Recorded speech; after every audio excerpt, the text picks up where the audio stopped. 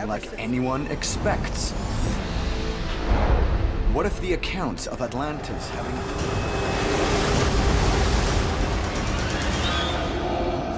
Genetic engineering.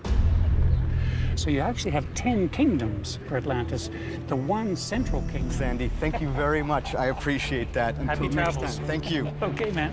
Wow, I for an article in a local magazine on an event here that happened in 1755. It's called the Temple of Poseidon. In your opinion, what do you think are some of the most compelling specific clues on top of all the rest? Probably the most important one. You see the black, white, and red rock. Plato said a menhir refers to one of more than 50,000 monoliths or standing stones deliberately. Some great big conflagration, possibly like Noah's flood. We're talking of something that's incredibly old. That's basically what the ancient astronaut theory suggests, that a long time ago.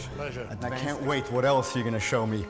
This cosmic egg has got me thinking that the story of Atlantis... Peter has brought a bathymetric chart showing the areas around Sylvs that sank over the last few thousand years. Is about 9.25 kilometers from where you can see it to the sea, which is the exact distance. Then an embankment that was 3 stadia, and finally the harbour area, which is 3 stadia. Well, Plato made it clear these gods were not some Here has given me a lot to think about. Atlantis, to me, is highly fascinating because, in your opinion, where do you think the story for Atlantis... A stone block called VB444 is the so-called Sumerian king's list. When I was in Portugal, I met with author Peter Daughtry, and in his book he proposed the idea... This female will give birth to a child. The child has, of course, the skeleton, the bone... ideas for Atlantis. Do you think that Atlantis might have been this culture that was not just in one place? For my last stop, I've traveled to the Greek island of Santorini, semicircular shape.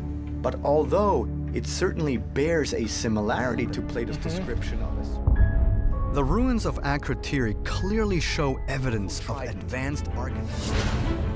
Is it possible that these hybrid beings were the real clues about Atlantis? But some don't.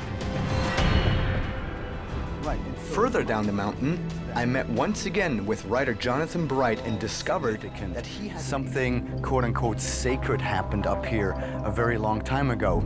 And they weren't a chance to meet with some really cool researchers. But this last stop has me convinced to pursue the truth in search of aliens.